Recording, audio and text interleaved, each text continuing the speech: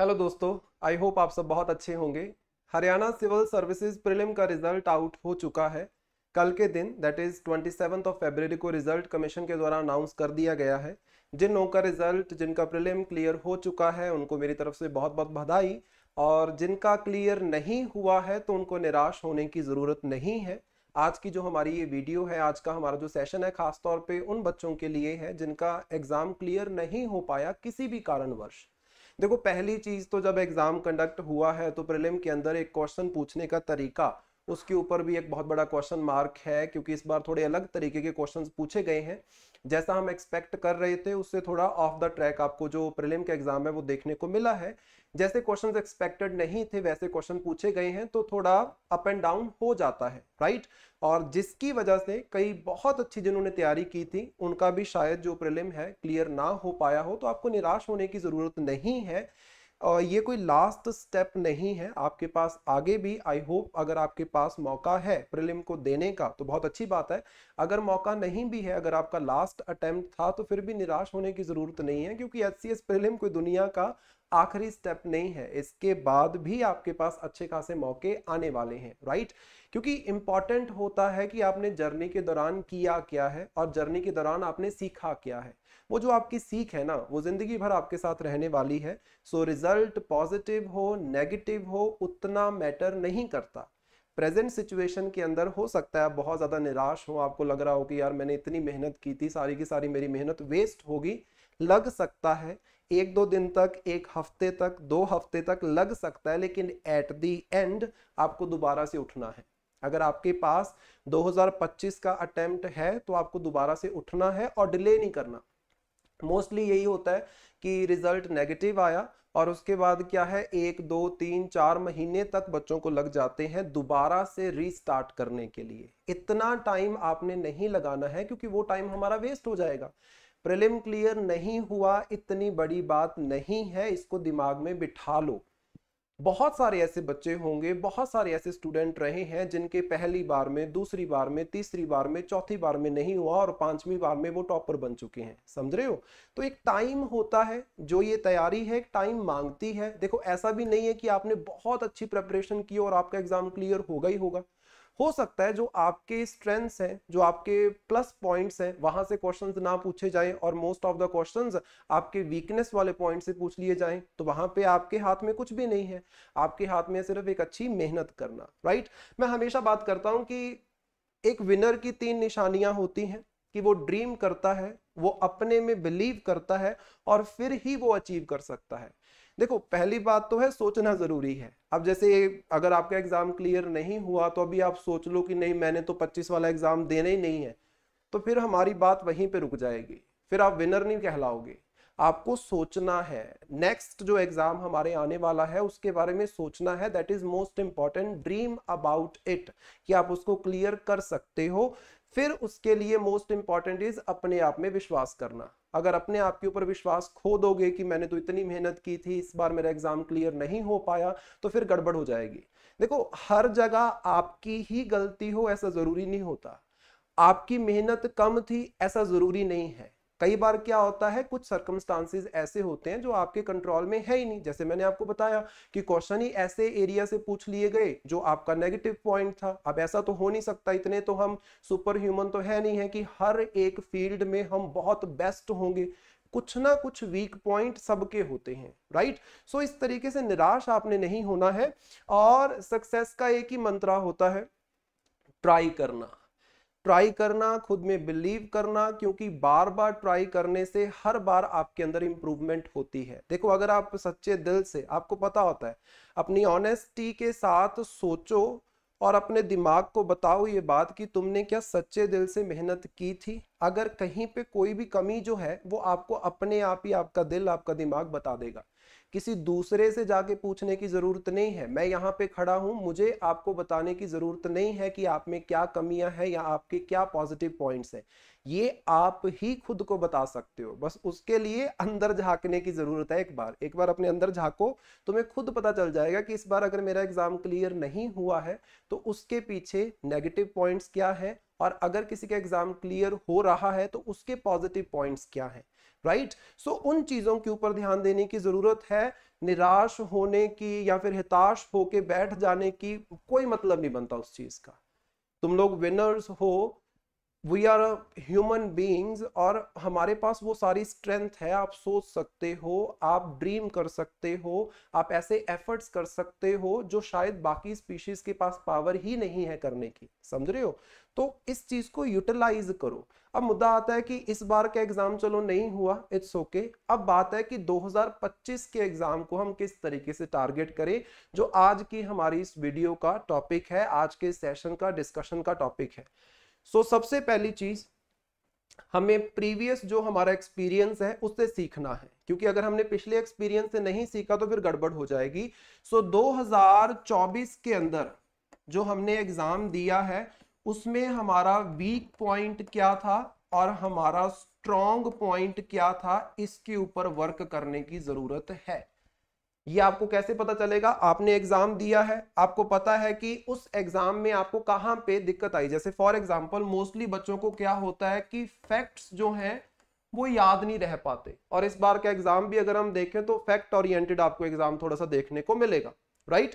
Fact याद नहीं कर पाते वो बच्चे, तो वो उनकी वीकनेस हो सकती है, बट उनके जो कंसेप्ट क्लैरिटी है वो बहुत अच्छी है, बट फैक्चुअल इंफॉर्मेशन याद नहीं कर पाते हैं। मैं जस्ट एग्जांपल ले रहा हूं कि ये एक पर्सन की वीकनेस हो सकती है, ये उसी पर्सन की स्ट्रेंथ भी हो सकती है। तो हमने सबसे पहले अपनी वीकनेस और स्ट्रेंथ को फाइंड आउट करना है। वो आपको कैसे पता चलेगा? आपने जो 2024 का एग्जाम दिया है उसको एक बार उठाओ। ऐसा नहीं है, मोस्टली बच्चे क्या करते हैं कि उस पेपर की तरफ दोबारा से देखते ही नहीं है, इतनी ज्यादा निराशा हो जाती है कि उस पेपर की तरफ मुंह नहीं करते। ऐसा नहीं करना है, उस पेपर को उठाओ, उस पेपर को एनालाइज करो, दैट इज मोस्ट इंपॉर्टेंट। उस पेपर को एनालाइज करना और ये जानना कि आप कहां पे गलती करके आए हो और क्या क्या वो क्वेश्चंस थे या फिर कौन कौन से वो एरियाज थे जिसकी वजह से आपके मार्क्स कम गए। क्योंकि देखो, अगर आप ध्यान से देखो तो यहाँ पे 40 से 50 के बीच में जिसके नंबर है उसका एग्जाम ये क्वालिफाई हो चुका है। तो कोई बहुत ज्यादा हाई तो हमारे पास कट ऑफ नहीं गई है, और ये हमें पहले भी क्लियर ही था कि 40 से 50 के बीच में जाएगा। इससे पहले भी मैंने एक वीडियो अपलोड की थी कि क्या स्ट्रेटजी होनी चाहिए मेंस के लिए। वहां पे मैंने आपको बताया था कि 40 से 50 के बीच में अगर किसी के नंबर बन रहे हैं तो उसका एग्जाम क्वालिफाई होने वाला है। अगर हमारा क्वालिफाई नहीं हुआ है तो मतलब हम बिलो 40 है।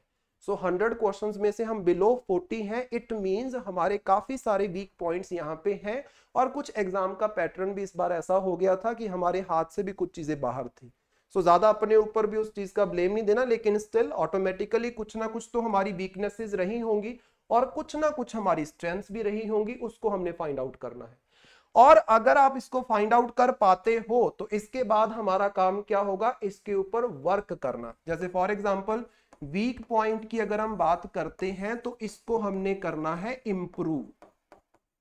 जैसे फॉर एग्जांपल मान लो कोई बच्चा है कि उसके लिए जो जर्नल साइंस है, जर्नल साइंस एक वीक पॉइंट है। जर्नल साइंस का उसका बैकग्राउंड नहीं रहा है, क्योंकि बोलने को तो बोला जाता है कि 10th तक जो आपने पढ़ा है वही जर्नल साइंस रहेगा, लेकिन क्वेश्चन पूछने का तरीका थोड़ा सा अलग होता है, राइट। बाकी दूसरी चीज, चाहे आपने 10वीं तक जर्नल साइंस को पढ़ा भी है, लेकिन उसके बाद इतना गैप पड़ जाता है, आपने +2 की, उसके बाद ग्रेजुएशन की, कि वो सब चीजें दिमाग में रह नहीं पाती हैं।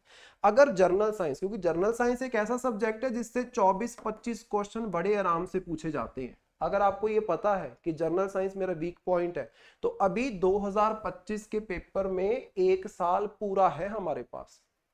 1 साल में आप जर्नल साइंस को कहां से कहां ले जा सकते हो, बस जरूरत है इसके ऊपर वर्क करने की, राइट। अब जर्नल साइंस के लिए देखो अभी हमारे पास टाइम है, तो हम क्या करेंगे? सबसे पहले एनसीईआरटी जो बुक्स हैं उनको उठाएंगे। सबसे बेसिक से स्टार्ट करते हैं। सबसे पहले एनसीईआरटी जो बुक्स है उसको उठाओ, उनको पढ़ो, उसमें जो कंसेप्ट दिए गए हैं उन कंसेप्ट्स को क्लियर करो, क्योंकि साइंस का बेसिक फंडा होता है। अगर आपका कंसेप्ट क्लियर है ना, किसी भी तरीके का आपसे क्वेश्चन पूछा जाए उस क्वेश्चन को आप सॉल्व कर दोगे, चाहे आप एलिमिनेशन मेथड लगा के सॉल्व करो, चाहे आप अपनी नॉलेज का इस्तेमाल करके वहां पे सॉल्व करो, राइट। कंसेप्चुअल क्लैरिटी हमें प्रोवाइड करेंगी एनसीईआरटी। और अभी हमारे पास टाइम है, जो पहले आपके पास 2 से 3 महीने हैं, अभी मार्च अप्रैल मई, ये जो 2-3 महीने है ना, इसमें जो भी आपका वीक सब्जेक्ट है, जो भी वीक पॉइंट है, जैसे फॉर एग्जांपल यहाँ पे मैंने जनरल साइंस बोला है, हो सकता है किसी का हिस्ट्री आर्ट एंड कल्चर ये वीक पॉइंट हो, क्योंकि हिस्ट्री आर्ट एंड कल्चर से भी हमारे पास 24 से 25-26 क्वेश्चन हर बार पूछे जाते हैं। और ये चीज जब हमारी फ्री सीरीज चल रही थी HCS के लिए, उस टाइम पे मैंने बार बार बताया था, क्योंकि वहां पे हिस्ट्री और आर्ट एंड कल्चर वाला पोर्शन मैंने कवर किया था, तो वहां पे मैंने बार बार बताई थी ये बात कि हिस्ट्री इंपॉर्टेंट रहती है, खासतौर पे modern history, art and culture हमेशा इंपॉर्टेंट रहता है।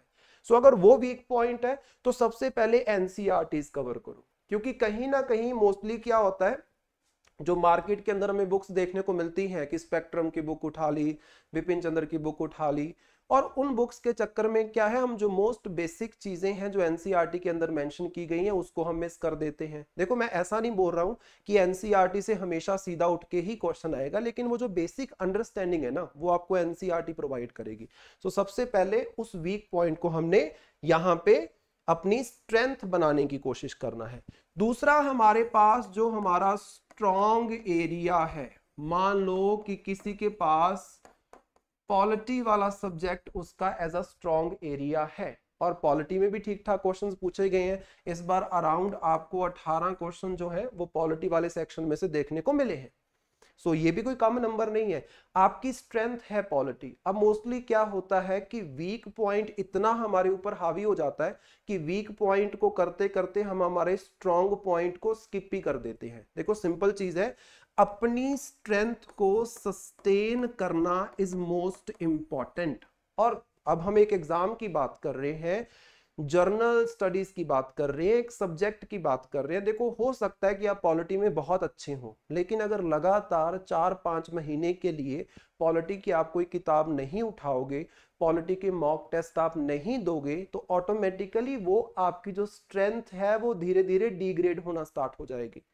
वो गलती हमने यहाँ पे नहीं करनी है, अपनी वीकनेसेस को सुधारना है, लेकिन अपनी स्ट्रेंथ को भी सस्टेन करना है। और उसके लिए मान लो कि आप दिन के अंदर 3 घंटे अपने वीक सब्जेक्ट को दे रहे हो, तो कम से कम 1-1.5 घंटा अपने स्ट्रॉन्ग सब्जेक्ट को भी देना है। इट इज मोस्ट इंपॉर्टेंट, क्योंकि कहीं ऐसा ना हो कि अगले पेपर में जनरल साइंस तो हमारा बहुत अच्छा हो जाए, लेकिन जो स्ट्रॉन्ग सब्जेक्ट था ओवर कॉन्फिडेंस में उसको हमने रिवाइज नहीं किया प्रॉपरली, और ऐसा बोल दिया कि चलो जब पेपर होगा उससे 1 महीना पहले उठा लेंगे, वो तो आता ही है। ऐसा नहीं करना है, क्योंकि हर बार नई नई तरीके के क्वेश्चंस आते हैं, नए नए कंसेप्ट के ऊपर क्वेश्चन पूछा जाता है। आपने देखा होगा कि मोस्टली क्वेश्चंस रिपीट तो होते नहीं है, तो इतने नए नए क्वेश्चंस और नए नए एरिया से क्वेश्चंस पूछे गए हैं। कई बार बहुत ही ऊपर ऊपर से क्वेश्चन पूछे गए, कई बार बहुत ही डीप क्वेश्चन पूछे गए हैं। तो कोई भी सब्जेक्ट में आप मास्टर नहीं हो सकते हो, ये सिर्फ हमारा ओवर कॉन्फिडेंस होता है कि मैं इस सब्जेक्ट में मास्टर हो चुका हूं, अब इसमें मुझे कोई नहीं हरा सकता। ये गलती नहीं करनी है, वो आपका स्ट्रॉन्ग पॉइंट है, उसके ऊपर भी आपने वर्क करना है। चलो वहां पे 3 गुना लगा रहे हो, उसका 1 गुना ही यहाँ पे कर लो, है ना, 1:3 कर लो, ऐसे कर लो, लेकिन करना जरूर है। That is most important. अब उसके बाद एक इंपॉर्टेंट चीज आती है सिलेबस को समझना, जो मोस्टली बच्चे स्किप कर देते हैं प्रीलिम के लेवल पे। देखो सिंपल चीज है, इस बार क्या हुआ, हमारा पास 11 जो फरवरी है, इसको हमारा प्रीलिम का एग्जाम हुआ है ना। प्रीलिम का एग्जाम हमारा 11 फरवरी को हुआ, और रिजल्ट हमारा कब आया, 27 फरवरी को।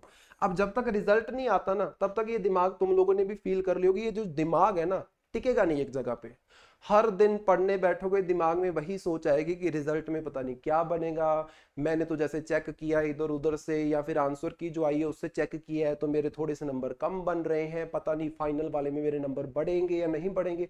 इस बार जैसे था कि आंसर की के अंदर 15-20 क्वेश्चन में तो आप ऑब्जेक्शन कर सकते थे कि इस तरीके से उन्होंने आंसर की दी गई थी, तो मतलब वहां पे डाउट था। और मोस्टली बच्चे इसी डाउट में पढ़ने के लिए बैठते हैं, लेकिन दिमाग वहां पे नहीं लग पाता है। तो ये तो हमारे दिन खराब ही होते हैं, आप बोल सकते हो एक तरीके से। मतलब यहाँ पे हमारी जो प्रोडक्टिविटी है, जितनी होनी चाहिए उतनी नहीं रहेगी, अराउंड उससे आप बोल सकते हो 50% हमारी प्रोडक्टिविटी डाउन हो जाती है। अच्छा, उसके बाद जिसका एग्जाम क्लियर हो जाता है, ऑटोमेटिकली वो बहुत एक्साइटेड होगा, और वो एक्साइटमेंट भी घातक हो सकती है। दिस इज वेरी इंपॉर्टेंट, क्योंकि कई बार क्या होता है, एक्साइटमेंट में इतने एक्साइटेड हो जाते हैं कि पढ़ते टाइम दिमाग में वो जो ख्याली पुलाव है वो पकने लगते हैं, तो वो भी बहुत बड़ी गड़बड़ है। सो इसीलिए मैं आपको बोल रहा हूं कि प्रीलिम में बैठने से पहले जो आपका मेंस है ये आपका तैयार होना चाहिए। ऐसा नहीं है कि आप प्रीलिम में लगे हुए हो और मेंस की आपकी कोई तैयारी नहीं है। मेंस में देखो हमारे पास लैंग्वेज के सब्जेक्ट हैं और हमें ये भी पता है कि हरियाणा सिविल सर्विसेज में लैंग्वेज जो है ये आपका डिसाइडिंग फैक्टर रहता है। इंग्लिश हिंदी दोनों को थोड़ा थोड़ा पढ़ते रहो। मैं ऐसा नहीं बोल रहा हूं कि अभी से इंग्लिश और हिंदी को पढ़ना स्टार्ट कर दो, चलो हफ्ते में एक बार या 2 हफ्ते में एक बार थोड़ा टाइम दो उसको। ऐसा मत करो कि अभी तुमने देखो 10th लेवल तक का यहाँ पे खासतौर पे हिंदी और इंग्लिश पूछा जाता है, बोला तो यही जाता है कि 10th लेवल का है।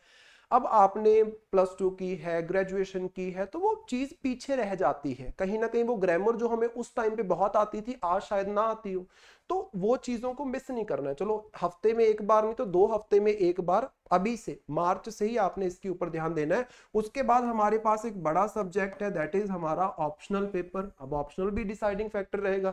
देखो ऑप्शनल में तो आप मास्टर होने चाहिए, सिंपल चीज है, क्योंकि आप ऐसे बच्चों के साथ कंपीट कर रहे हो जो अपने अपने सब्जेक्ट में अपना बेस्ट देने की कोशिश करोगे, तो आपको भी अपने ऑप्शनल में बेस्ट देना पड़ेगा। और ऑप्शनल की तैयारी अभी डन कर लो। मैं तो ये बोलूंगा कि सबसे पहले आप ऑप्शनल को उठाओ। ऑप्शनल को कम से कम प्रीलिम देने से पहले कम से कम 4 से 5 बार रिवाइज कर देना है। और ऑप्शनल के sectional test, full length test prelim आने से पहले पहले हमारे हो जाने चाहिए, जो कि प्रीलिम क्लियर करने के बाद 2025 का प्रीलिम जो कि तुम लोग क्लियर करने वाले हो, जो इस बार नहीं कर पाए जरूर क्लियर करने वाले हो, दिमाग में रखना ये बात। प्रीलिम क्लियर करने के बाद इतना टाइम नहीं होगा। इस बार कितना टाइम था, अब ध्यान से देखो, यहाँ पे 27 फरवरी को रिजल्ट आया, 30 और 31 मार्च हमारी टेंटेटिव डेट है फॉर द मेंस। कितना टाइम है, ध्यान से देखो, 1 महीना ही है सिर्फ आपके पास। मतलब रिजल्ट आने के बाद 1 महीना ही, क्योंकि ऊपर वाला तो मैंने आपको बताया प्रोडक्टिविटी बिल्कुल लो हो जाती है टेंशन में ही कि पता नहीं क्या रिजल्ट रहने वाला है। सो उस टाइम पे आप ऑप्शनल उठा के उसकी रिवीजन करने की कोशिश करोगे, नहीं कर पाओगे। उस टाइम पे आप सिर्फ अपने जो वीक पॉइंट है ऑप्शनल के अंदर उनके ऊपर वर्क कर सकते हो, ज्यादा से ज्यादा टेस्ट दे सकते हो। उस टाइम पे रिवीजन का एज सच आप बोल सकते हो स्कोप बहुत कम रहता है, ये दिमाग में रखना। तो मतलब ये मान के चलो कि अभी हमारे पास मार्च है, मार्च से लेके ज्यादा नहीं तो सितंबर तक पूरा खुला टाइम लो, आराम से ऑप्शनल को बहुत अच्छे से प्रिपेयर करो, that is very important. GS तो हमारा साथ ही साथ चलना है, जैसे मैंने आपको बताया कि जीएस में जो वीक पॉइंट है सबसे पहले उनको उठाओ, बट साथ ही साथ अपने जो स्ट्रॉन्ग पॉइंट है उनके ऊपर भी वर्क करना है, उनको इग्नोर नहीं करना है। सो ये हमारी एक बेसिक स्ट्रेटजी हो सकती है फॉर द 2025 एग्जाम, इसको आपने ध्यान में रखना है। और आई होप आपको हेल्प हुई होगी, क्योंकि आज की मेरी वीडियो का एक ही पर्पस था कि मैं आपको थोड़ी सी गाइडेंस दे पाऊं, क्योंकि होता है हमेशा ऐसा जब एग्जाम क्लियर नहीं हो पाता तो थोड़ा सा गाइडेंस और थोड़ी सी पॉजिटिविटी की जरूरत होती है। और मोस्टली हमारा माहौल ऐसा रहता है कि आसपास वाले लोग पॉजिटिविटी देने की बजाय नेगेटिविटी हमें जो है वो देते हैं और हम और नीचे धंसते चले जाते हैं। सो आसपास अगर आपके ऐसा माहौल है, नेगेटिव माहौल अगर आपके आसपास पैदा हो रहा है या फिर आपके विद इन नेगेटिविटी आ रही है, तो उसको रिमूव करो, उस चीज को निकालो अपने दिमाग से। 2-4 दिन लो, लेकिन 2-4 महीने नहीं लेने हैं, क्योंकि मोस्टली यही करते हैं, 2-4 महीने ले लेते हैं इस शोग में कि हमारा एग्जाम क्लियर नहीं हुआ, तो वो फिर गड़बड़ हो जाएगी, फिर नेक्स्ट वाले के ऊपर भी आपका इंपैक्ट आएगा। हमेशा ये सोचना है कि ये 2-4 महीने जो मैं इस शोग में निकाल रहा हूं, अगर मैं इसको तैयारी में लगाऊं तो नेक्स्ट एग्जाम क्लियर होने के चांसेस मेरे उतने ही ज्यादा हो जाएंगे। सो आई होप आपको ये सेशन अच्छा लगा होगा। Thank you so much and best wishes for the 2025। Thank you.